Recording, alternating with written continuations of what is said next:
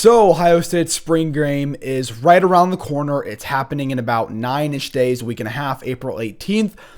Unfortunately, I will not be going to this game, and I'm very disappointed because I've went the past 2 years. Last year, I went to an interview with some creators. They couldn't make it. This year, every creator, Juck and Bucks, everyone's going to the spring game. I'm not going. I have an in-person orientation at OU where I will be attending college next year. And it's not only am I not going to be at the spring game, I'm not even going to be able to watch it. I'm going to have to watch it 4 or 5 hours later. And I might do a reaction. I might record myself watching the entire game and then cut out the best moments and then kind of add commentary. I know I should do that. I wonder if it'll get copyrighted. I don't know. We'll see. We'll see. Highlights usually, aside from playoffs, they usually should not get copyrighted. But today I want to talk about Ohio State spring game. If you haven't seen, I got my hair cut. If you live in the Columbus area, Edwards Grooming, best in the biz. My dad's done him for a while. I've done him for a while. He got me looking good. He got me looking good for summer. So if you're in the Columbus area, Edwards Grooming, it's kind of expensive, but you should go do it if you want to get a haircut. Anyway, I'm kind of babbling. Ohio State has its spring game, and I kind of wanted to give some thoughts, some expectations, because I feel like whenever we hear the spring game, everyone gets so excited to see, I want to see Julian Sain, I want to see Jeremiah Smith, and then they kind of get disappointed when they play for the first half or a quarter, and you're like, well, where did they go? So I want to talk about what we are going to see, what we're not going to see, what I hope we see, and what actually can you get from the spring game, because everyone says when you watch a spring game, that doesn't mean anything. It doesn't mean anything, which is true. I mean, remember the spring game last year, you had Max Clare. Max Clare was not anything. Max Clare looked really good in the spring game last year, and I did not think he looked good during the season at all. He looked good, not great. So the big thing is we're going to see a lot of freshmen, which is good because there is a lot of very, very interesting freshmen. Possibly a couple freshmen starting at wide receiver in Jeremiah's last year. So let's talk about Jeremiah. What do I think we're going to see? Nothing. I think we'll see one catch. I think we'll see one JJ catch. The crowd goes crazy. Maybe gets a touchdown. That's it. Goodbye. Goes to the bench. Whatever. Chris Henry Jr., I think we're going to see a ton of. Brandon Inniss, I think we'll see a bit of Brandon Inniss. Devin McKeown, Kyle Parker we'll see a bunch of. And hopefully we see a ton of Brock Boyd. I think he was a 3-star, maybe 4-star out of Texas. What's his high school? Is it Catholic Carroll or something? And he was a 3-star. He is a white receiver, and he is cooking up all of the DBs. Guys like Juck and Bucks were really high on Brock Boyd really early on. I'm talking about like 8 months ago, and now we'll finally get to see him. He's been tearing it up in practice. He's been tearing up walk-ons. It's even been embarrassing what we thought is supposed to be our senior veteran captain corner in Jermaine Matthews, which I love Jermaine. I do. He's one of my favorite players, but he's getting cooked by Brock Boyd. And I think we'll see a lot of him. The thing people are not going to be expecting is the speed. Brock Boyd's speed is so much faster than, than like guys like Austin Mack and David Adolph, or really any of the other like white receivers on Ohio State, or maybe just any of the actual like white receivers. I'm trying to think of the fastest white guy in recent history is probably Cooper DeJean. Maybe Ricky Pearsall. I don't know. But I definitely think Brock Boyd is faster. I don't know if he's faster than Jeremiah.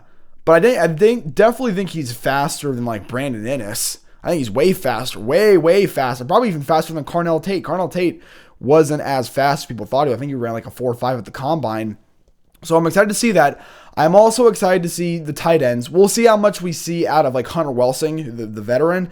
But guys like Nate Roberts, I want to see the vertical passing threat in the spring game from guys like Nate Roberts. And we'll see what Arthur Smith wants to do. Does Arthur Smith, obviously he's not going to release much in the spring game. I think we'll definitely see a couple of those heavy tight end set packages, and we'll see if they want to do the bootleg and throw it to the tight end, or if it's going to use him for straight blocking. Losing Kaz Merrick, your best blocker, is really tough. if you're talking about wanting to do more blocking tight ends, you lost your best blocking tight end. I mean, I guess you brought another one from OU, but like Mason Williams is not the body that Will Kacmarek is. Neither is Hunter Welsing, and Nate Roberts kind of is, but I kind of want him. I mean, he plays fullback, so I guess he can kind of block.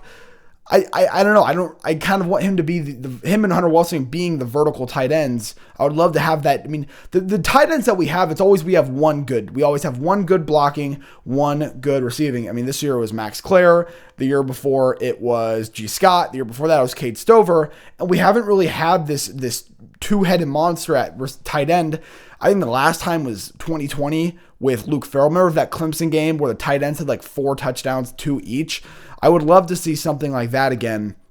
Offensive line, we'll see. Well, I mean, James Smith has been really good. We'll see if he like really disrupts his offensive line. I don't know how hard they're going to be going in the trenches for the spring game, to be honest. But for offensive line, I would like to see Ian Moore. That's what I'm kind of hoping for. And is that it for kind of it? I mean, yeah, I guess you want to see Tavian. There's not like a big there's Luke Fahey at quarterback, but it's not like, oh, I'm so excited to see Luke Fahey or Justin Martin from Maryland. I would like to see Tavian. We saw a little bit of Tavian this year in the Grambling game. We saw a little bit of Tavian in the spring game. Looked all right. It was mostly between Julian and Lincoln last year's spring game. So I definitely think Tavian will get a lot of playing time. He's great on the ground. Will Day actually like run him in the spring game? I don't know. It's Thud, so he's not going to get hurt. Like, he's not actually going to get tackled. So maybe he will, but it's Day. Day always says, he says that he wants Julian to run more. Julian's not running this year. Like, I want him to run so bad. He's not running this year. He's not going to run this year. Come on. On the defense, defensive line, James Smith will play some. Kenyatta will play a little bit. I am excited to see guys like John Walker from UCF. Does not sound like he's had the best spring, so I definitely want to see him at the end of spring, see if we can take any improvements. But really, I want to see Quay Russaw and Zion Grady battle out. I want to see who's the better and who's going of those two and start opposite of Kenyatta. Linebacker, you're replacing Sonny Styles and Arvell Reese. Christian Allegro, I want to see a lot from him. I don't know if he's going to improve that much from Wisconsin. He was decent at Wisconsin. Peyton Pierce, I would like to see a step up from. He did play well in that Miami game, so I think he definitely got better towards the end of last season. But really, it's tough because Riley Pettijohn's out for all of spring. Does that include the spring game? Probably. Maybe that's already confirmed. I don't know. But seeing if he could play would be big just because he's supposed to be our best linebacker. I would like to see him play. At corner, Jermaine, I don't want him to see getting cooked, but it's also you're guarding Jeremiah. I will say it'll be interesting because we've seen Devin Sanchez with Jeremiah. Devin Sanchez might be guarding the X's all year. He might be your number one cornerback, and we'll see if Jermaine's at one. Because remember, Jermaine was not the one last year, it was Igbinosun, and Devin has seemed to get better. He's a higher recruited guy. He was 5-star, number one cornerback out of his class last year. So that'll be interesting to see. In the slot, and this kind of ties with the safety, what's going to happen with Terry Moore? Is Terry Moore playing safety? I thought Earl Little was playing the hybrid, the nickel between the corner and safety. And if Terry Moore is playing nickel, I don't know how I feel about that. I would love to see, because Jalen McClain's a bona fide starter. He's probably going to be more of that free safety. And honestly, you look at last year, Jalen McClain was one of the hidden MVPs of that defense last year. Whenever someone got through the levels of defense, Jalen McClain is always there. I remember that Michigan game. He's always the one pushing guys out of bounds at the last second. Even in that Texas game, he was great at that.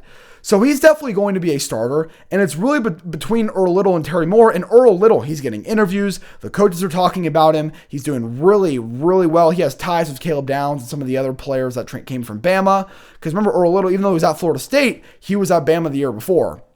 So I don't know. I would love to see Terry Moore. Terry Moore is supposed to be one of the best players on this defense. Maybe the best player. Was a top 3-5 safety 2 years ago before his ACL tear. And if he's gone from top 5 safety in the country to now not even starting, then I don't know. Like this DB room is really deep. I don't think Terry's going to be playing nickel. I think they're going to give it to a guy like Cam Calhoun or Dominic Kelly because those guys have kind of bounced around schools. Not really Dominic Kelly, who's a freshman at Georgia last year, but Cam Calhoun, if you don't start him, he's just going to leave and you wasted your money. So we'll see. We'll see if they play cover 3. Are they going to have Terry Moore out there as the third safety, or are they just going to use the nickel again? You would have think they would use the nickel, but I don't know. Terry Moore is probably a better safety than who's actually going to, like, better than Cam Calhoun, who's going to be playing safety, or what I think would probably be the nickel. Or maybe, maybe it's just Earl Little again. So that would have been interesting. Special teams, I would love to see Connor Hawkins kick a 50-yard field goal. The stadium would go crazy. It would be electric. We'll see how many people are actually at this game. But for all like the starters, don't know how much you're going to see from them. I think you're going to definitely see a lot of the freshmen. Like the linebacker room is kind of cluttered. There's a bunch of older guys and a bunch of young guys. It's not really balanced out super well. So I think there's a lot of freshmen in the linebacker room, especially with the injuries. The real big thing will be the running backs, because Bo and Isaiah are out. Your top 2 running backs are gone. Now you're on your third string running back. Are we going to see a lot of Jacoby Jackson? Is it going to be Legend Bey? He's also injured right now. Maybe he can come back. Is it going to be Turbo Rogers? I don't know. So, that's going to be interesting, because the running game is probably not going to look great. We'll see if the offensive line can hold it up. So, yeah, I don't know. I'm trying to think what other, like, receiver, definitely could see Jaquaden Guilford. That's something I'm excited for. Again, you're not going to see a lot of Jeremiah. You're probably not going to see a lot of Brandon. Probably you'll see a little bit of Chris Henry Jr., maybe some of Devin McKeown, probably a lot of Kyle Parker and Jaquaden Guilford. Man, I'm excited for Jaquaden Guilford. I think the reason why this wide receiver room is slept on is just because of how young it is. But man, I think he actually might be rated above Chris Henry Jr. Maybe that's on, I don't know about 2 for 7. I think in on 3 it is. On 3, they disrespect the hell out of Ohio State recruits all the time. So, yeah, that's kind of all my thoughts for the spring game. The past 2 years, the offense has won. In 24, the defense kind of won with the pick 6. It's kind of up in the air. Last year, the offense really won. And really, you want the defenses to be ahead of the offenses in the preseason. So we'll see. Patricia's not going to show anything. Arthur Smith's not going to show anything. Day is going to be super conservative. So don't expect much for the spring game. Just be appreciated that it's going to be televised. Because a lot of teams are not televising their spring game. I think one team just did not. Maybe it was like a MAC school. But their spring game is not televised. And it's unfortunate because the spring, like the thing that I love about the UFL is it's finally giving an opportunity for regular people to just go to football games. That's not expensive. It's under $100 if you take 2 people. Like, just go to a game. Just go to a game. And the spring game used to be that, but then we killed spring games. 3 years ago, I was at the 24 national title spring game, and when Will Howard was there, we saw him for the first time. There was so much hype around that team. The stadium had 80,000 people. 80,000 people. Last year, it was like 10,000. I'm like, what the? There's no one here, because they killed it. They said it was a spring showcase and last minute change it to the spring game. Now that it's going to be the spring game, I definitely think there'll be more people there. But I'm telling you, they're not advertising. They're not putting any money in advertising this. And usually you get ads for the spring game. I've gotten nothing aside from stuff on player stories. And usually they have the videos where like, go buy spring game tickets. Nothing. Have had none of that. So they're not even advertising this. This might be a snooze fest. Maybe it's better. I don't know. I would love to meet up with some creators, because I've been trying so hard to collab, and everyone ain't trying to collab. So, I don't know. But I'm excited. First time we've seen the Bucks in a couple months since that Miami loss. So, yeah. It's kind of all I have you got for... oh, my God. That's kind of all that I got for you guys tonight.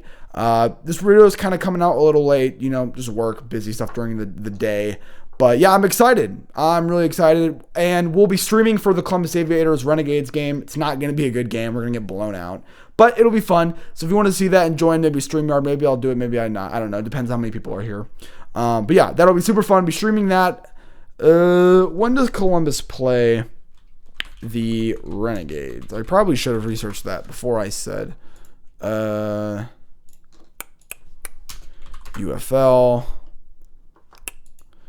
When is it happening? I think it's on Sunday.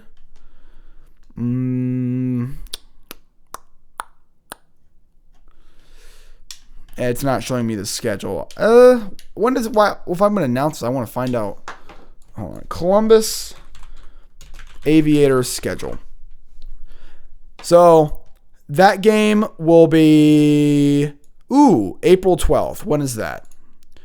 That is this Sunday, and that will be at noon. So actually, no, never mind. Never mind. No, I will not be streaming.